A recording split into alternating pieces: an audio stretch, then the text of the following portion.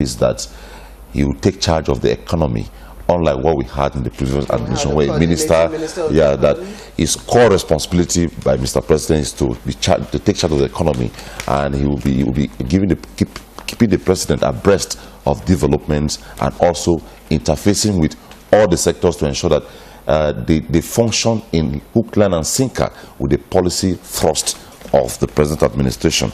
And yesterday, the Senate, before going into the rave of the movement, which is screening of ministerial nominees, frowned seriously at the 63.5 billion naira cost review for the construction of the second runway for the Nnamdi Azikiwe International Airport. And they say, however, if that will be done, they insist that the executive should ensure that due process and diligence is adhered to in the design, award, and procurement processes. There are also reports that after yesterday's screening, the formalities have been concluded yesterday. We expect that by today, the Senate will do a voice vote to the remaining 18, whether to say they have been cleared or not. But at the end of the report say that the caucuses of PDP and APC met separately, and they all have the agenda set for today. Although some of the people say a showdown.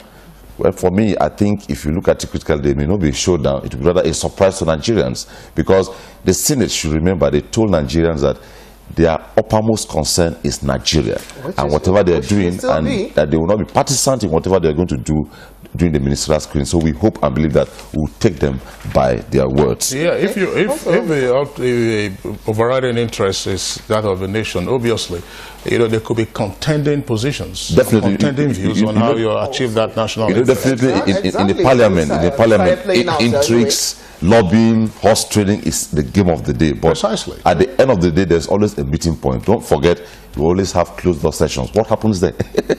Well, that's the negotiation. The other side of it is quickly, sorry, Kingsley, is one of the achievements of Nigerian troops yesterday. 34 terrorists arrested, 338 persons rescued. And side by side that is the fact that to further boost the fight against insurgency, the British government, a ship, HMS Lancaster, has arrived in Nigeria, and it has formally been received by the flag officer commanding West Naval Command, Rear Admiral Ralph Osondo. And the British High Commissioner says this is a proof to Nigerians that they are solidly behind the fight against onslaught in Nigeria. All right, Omini, just before I drop the Vanguard and go to the Nation, page 15, if you remember, this story was on for several weeks. Boko Haram detainees removed from Ekulobia prison. We are happy, that's according to Haneze and Azodo, thanks federal government and security operatives. Boko Haram detainees removed from Ekulobia prison. That's in Anambra State, by the way. You remember there was a lot of protest when the detainees were being brought. The Nation newspaper, of course, still has stories similar to the ones that we read earlier. Buhari economic policies may hurt in short term. That's the lead story. And President promises long-term buoyancy and jobs for the youth. We also have the attack on judiciary unfair, says CJN Mohammed. And Senate set to confirm ministerial nominees today. Details of that on page 4. Tribunal nullifies Taraba Speaker's election. Oh, just one more on business. 19 million barrels Nigerian crude struggling to find buyers. I said that is trending on page 21. Well, Omini, just one sentence before you go, because we must go right now. Quickly, the Chief Justice of Nigeria has really been very concerned about the way the judiciary has been vilified. He says anybody who has an issue against any judge or judicial officer in Nigeria should channel it to the National Judicial Council, and not to go into the street or into the media making sweeping statements that are not verifiable. He has actually warned that this is coming from a broad spectrum of the society, that they should be very guarded properly. But quickly, there's one story before we go. Lubricants producers in Nigeria have raised an alarm that somewhere, I think Guardian has that there are fake lubricants in the country, and they also have made a plea that the Kaduna refinery-based oil plant has not functioned since 1995, and they are pleading on the authorities to ensure that functions, because it has given space for so much of that. Nigeria is now alleged to be a dumping ground for fake lubricants, and that has affected the engines of cars in Nigeria. So they are pleading on the Department of Petroleum Resources and the Standards Organization of Nigeria to wake up to the call to ensure that this is stopped. Corruption is not only when you loot money, but once the system is faulty, that's corruption. We had the SON DG who was here with us for the program. We must go now at this juncture. I would like to say thank you for coming on the review again this morning. Thank you too. Tomorrow definitely is another day. Sure. This is Good Morning Nigeria, and the program continues a short while, but that will be after this break. Introducing the new Dettol 55-gram soap with the same germ protection and quality at a more affordable price. Buy the new Dettol 55-gram soap for 80 Naira only. Keep your family protected from germs. And it started the party La Fiesta, so let's get The 2015 Under-17 World Cup is here.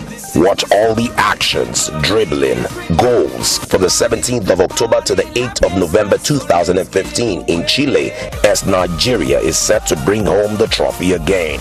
NTA, in collaboration with Star Times, brings to you live match broadcast on our platforms. Join millions of fans to celebrate the moment. Take advantage of the largest network in Africa to expand your brand, sales, and publicity in the exciting moment of watching the 2015 FIFA Under-17 World Cup at prime time, where complete attention is guaranteed. For sponsorship details, call. it started the party La Fiesta, so let's get away. This is my story. You get three kinds of moms. The paranoid mom. It's hot and it's dirty. The cautious mom. And the Dettol mom. Only a Dettol mom knows that ordinary soaps aren't enough. She only trusts Dettol to protect her family from up to 100 illness-causing germs, which is why you can worry less and love more. Don't just be any mom, be a Dettol mom. Dettol, be 100% sure. The gong is sounding again, announcing the arrival of the ever-refreshing trailblazing broadcast magazine, TV Guide. It's another season to savor the breathtaking stories crafted by the best in the profession. This edition births with NTA's flagship program, the king of all breakfast TV talk shows, Good Morning Nigeria, GMN. Meet the faces on the program as they share with you the stories that has made the program a must-watch. Ever wondered what it takes to be the largest TV network in Africa? We have explored the challenges and the opportunities so you can have an interesting feature. Wahid Olagunju, a broadcaster turned economic and investment expert, briefs us on his meteoric rise to the top. What do you know about the digital switchover? We bring you a feature on set-top boxes, a key device in the digitization drive. These and many more on culture, fashion and academics at the same cover price of 500 Naira only. Pick a copy from any NTA station nearest to you or shopping malls, vendors and our embassies in the UK, US, Ghana, Canada, Egypt and China. For further inquiries and advert placement, send an email to ntacorporateaffairs@gmail.com or call 0705 0793 409 or 0803 3222 873. TV Guide, your indispensable companion.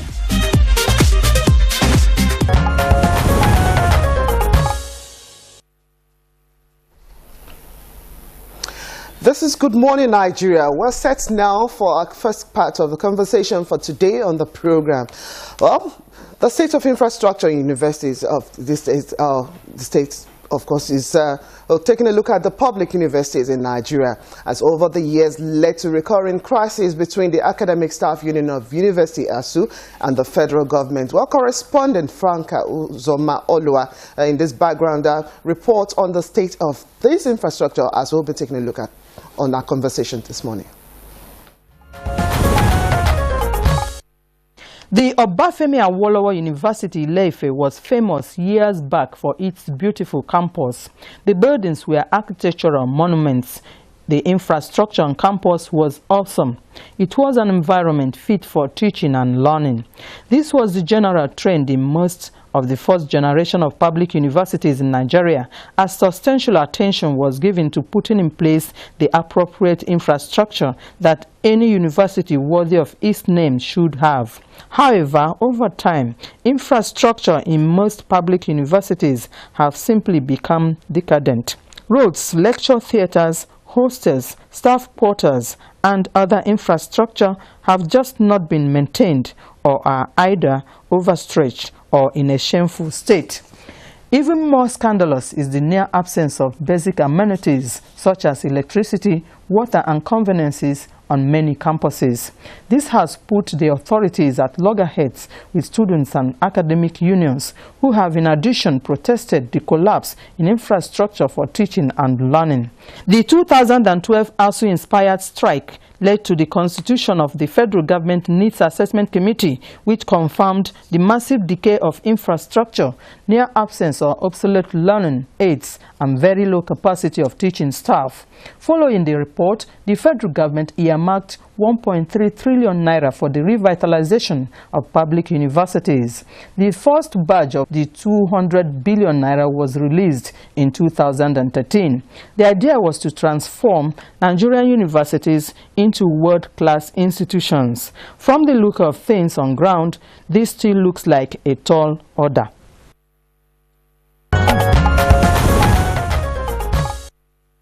Yes, many thanks, Franca Uzoma Olua, there with the background to our conversation this morning. Well, joining us in the studio to discuss the issue of infrastructure in Nigerian University is the Vice Chancellor of the Bayero University, Kano, Professor Mohammed Yahuza Bello. Professor, you're welcome to Good Morning, Nigeria. Good morning, you're welcome. Also joining us in the Abuja studio to actually take a look at this is the former Executive Secretary, National Universities Mission, NUC, Professor Peter Okebukala. Professor Okebukala, welcome to Good Morning, Nigeria. Pleasure to be here. Okay, Kingsley, we have some other guests. That's right. We also have joining us from our Enugu Network Center, the Vice Chancellor of the University of Nigeria, Professor Benjamin Ozumba. Professor Ozumba, welcome to the program. Morning, Nigerians. And then, of course, we have with us in the Abuja studios the incumbent Executive Secretary of the Tertiary Education Trust Fund, that's the TET Fund, rather, Professor Suleiman Bogoro. Professor Bogoro, welcome to the program. Thank you very much. All right, so gentlemen, you're welcome. Let's begin with Professor Peter Okebukala, former Executive Secretary, NUC. What is the place of infrastructure in university education? Well, the infrastructure, which will include classrooms, power, roads, hostels, are important to the extent that that's what you need to mediate teaching, the teacher and the student in delivering the curriculum. So without proper infrastructure, without good infrastructure, curriculum delivery is severely compromised. So that's a short and straightforward answer to that question. All right. Gentlemen, you have also listened to the background report. There are complaints about the existing state of infrastructure in Nigerian universities. Professor in charge of the Vice Chancellor of Bayero University, Professor Yahuza Bello, you were earlier introduced. What pain is your university going through in grappling with inadequate or if not decadent infrastructure? Well, Bayero University, like other universities, had serious problems with infrastructure, dilapidated, inadequate infrastructures, and so on. But fortunately, in the last few years, we have been able to address this to a lot of extent. We have rehabilitated a lot of our existing infrastructures, including student hostels, laboratories, classrooms, and so on. And we have also provided many more additional infrastructures. So the situation now at Bayero University is much better than it was before, and we have made a lot of progress in addressing this problem of infrastructure development, and we continue to do so. Okay. Professor Bello, at least that's some appreciable moment to actually rejoice, if we must use the word. For your university, that is some good feelings, and I'm sure it's maybe the same story is what we'll be getting from other parts of the country. We'll quickly go over to our Enugu Center, where we have Professor Benjamin Ozumba. Is that the same situation? Is that the cheery news that we're getting from your school as well? Yours is one of the foremost premier university, that's University of Nigeria in Nsukka. Well, so many of the first generation university are being labeled that what you had in those years, what was going good for most of the students, is not what is being seen today. The state are such in a deplorable state that we can. Is that the case with your university? Very much. I must say that the state of the University of Nigeria as the first indigenous university is not yet ideal. If you remember that being a very old university, most of the equipment are decadent. You can imagine you have an engineering faculty. It is the first equipment that were there, in many cases, are still there. Look at, when I was in the university, we were 2 in a room. Now, you find students being 6, and occasionally up to 10, using the same facilities. I mean, you can see that the environment is very poor, and we need a lot improvement before we can get the university to what we want it to be. There is severe shortage of hostel accommodation for students. Even the hostels are the ones that were, some of them are the ones that were built in 1960. And you can imagine the technology. And then there has been a massive explosion in student population. University of Nigeria started in 1960 with about 200 students. Now you have more than 30 students. And the infrastructure has not expanded in the same tandem as the explosion in population. And we have also policies of the government who want you to develop into mega universities. If you look at all that and basic infrastructure, remember that the universities are part of the larger Nigerian society. Power, water, and so on. Water was the other facilities what was meant for a few thousand students, and now there's a massive explosion. So this situation needs a lot of improvement, and these being federal universities calls for a lot of assistance, despite what we are doing on our own to improve the situation. That is where we are now. Professor Ozumba, thank you very much. Of course, we assume that you had to move in from Nsukka to the Enugu studios this morning to join us in this conversation. We'll come back to you in the course of this program. Professor Okebukola, let's return to you again. Let's establish some of the basic principles surrounding infrastructure in universities. What is the place of infrastructure in the rating of a university or in the accreditation of programs? Let's take the rating angle. The rating of a university is largely based on a number of indicators, especially research. If you have good infrastructure for research, it will stimulate quality research. It will encourage researchers to be productive, and your index for research will go up. Of all the ranking schemes, research capacity and research output comes up top. So Nigerian universities are not so well ranked on account of the link between poor infrastructure and hence poor research output. Now, the other is quality of teaching. Now let me take on the infrastructure label. Let me broaden it to include laboratory equipment, to include classrooms, hostels, offices, libraries, and all of that. Because technical infrastructure, if you use it as a word, you will mean power, roads, and all of that. So we're going to take it generically. Now, if you have a classroom, just what the Vice Chancellor of University of Nigeria, Nsukka, said, a classroom that's overloaded, with students, it's not conducive for learning. It's also not conducive for teaching. When power is not, available, then you cannot deliver quality curriculum. And then the 2012-2013 report of the needs assessment of the Nigerian university system, as reported earlier, it indicates the poor state of the facilities, the good news is that it's improving. And you can see it translating into the ranking of our universities, which is steadily improving. Now, more importantly for me is the quality of the facilities, of the infrastructure. Although we're having some improvement, but I'm unhappy to report that the improvement is not qualitative enough. The infrastructure that we are having, the Vice Chancellor of University of Nigeria, Nsukka, said that in 1960 you had facilities that were really good and solid. They were iconic. They lasted. I just came back from the University of Nigeria, Nsukka, yesterday, and I was quite pleased, with what I saw. Was it the Enugu campus or Nsukka campus? The Nsukka campus. All right. Yes. Now, the buildings that are standing tall, are standing well, are those that were there in those days. But what do we have these days? Yes, we have improvements like the VC of Kano said, but the facilities, the quality of finishing, the quality of what we have is quite poor. We don't have iconic buildings again. These buildings will not last. So we need a regime of that will install the quality into the facilities that we are producing. Don't let's miss out the infrastructure, internet. Don't let's miss out ICT infrastructure.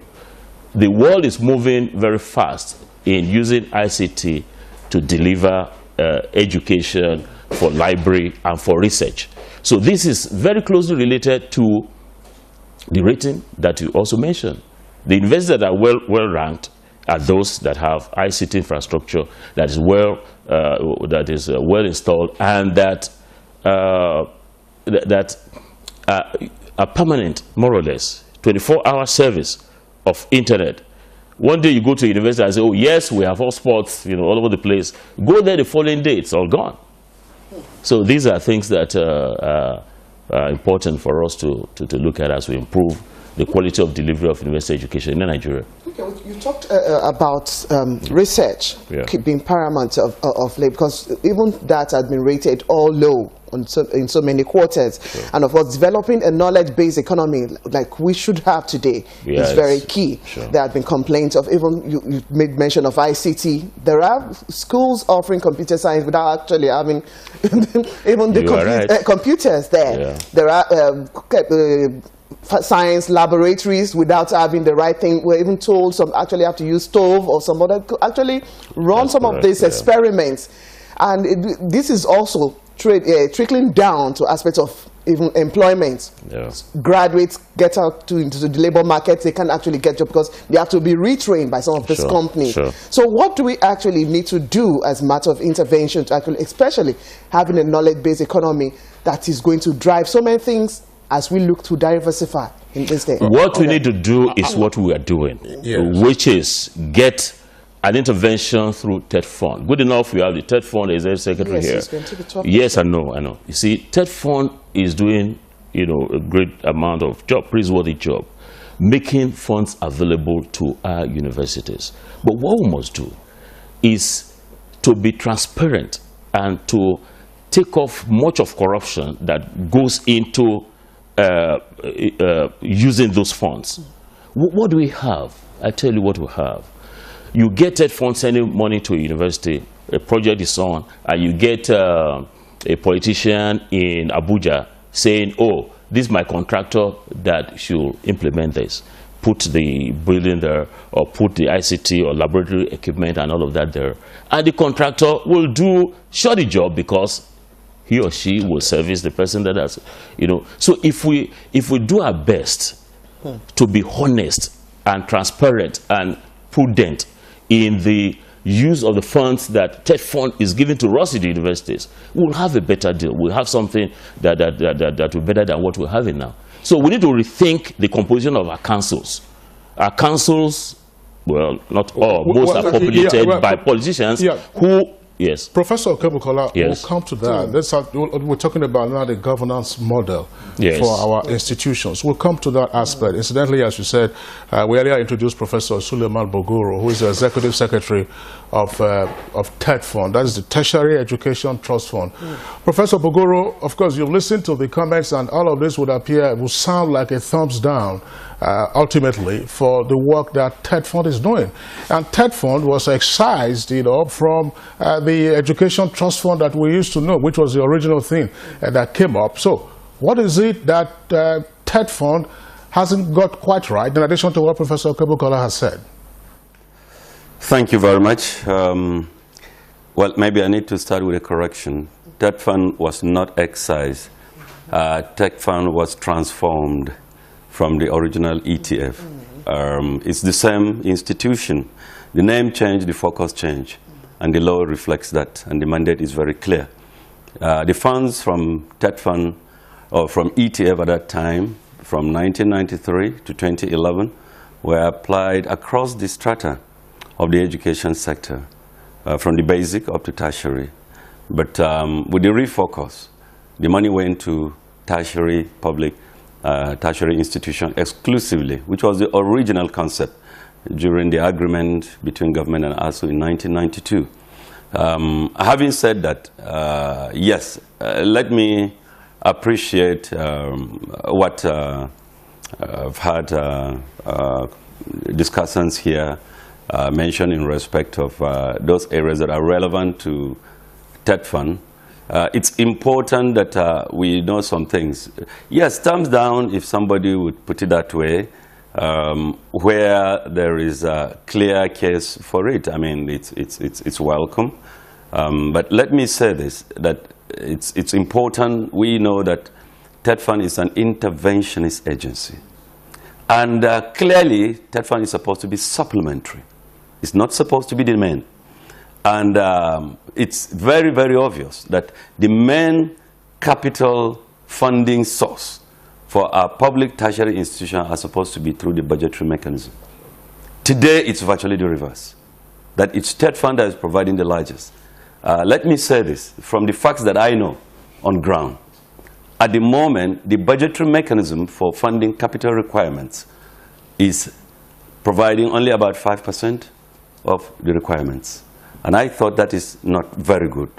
I listened very carefully to some of the ministerial candidates being screened.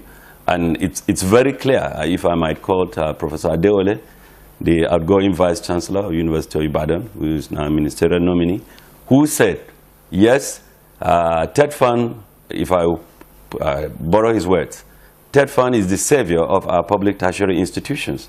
But he said it cannot be sustained if the main capital funding window as envisaged in our system does not meet up.